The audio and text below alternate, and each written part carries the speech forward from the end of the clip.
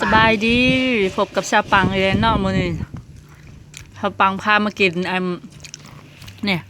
มันกวนหรือว่าอย่างกับขนมเปี๊ยะหน้าหมอว่าอย่างเขาปักหมอแม่เพิ่นก็กินเขากับอีหยังอ่ะแจวกบสภาพแม่เฮา เพิ่นมาแต่เอาใหม่ก็พากันไปกินเขาจะมากินกันแต่เพิ่นว่าเขาบ่อยากเข้ากล้องกันมื้อนี้นะเพราะว่าสภาพเขาบ่เป็นตาเพราะว่าเขาบ่สบายหลายมื้อเลยเด้อกินนำกันเด้อแซ่บแซ่บจ้ะเขาไปแต่อย่าเปิดที่มาพูดดิ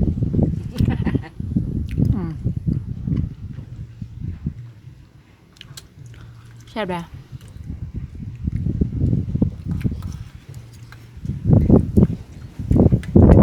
วันนี้มาทักทายกันคลิปสั้นๆเลย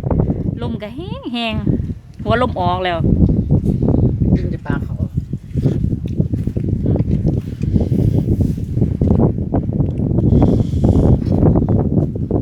คำใหญ่ๆมาเด้อหน่อย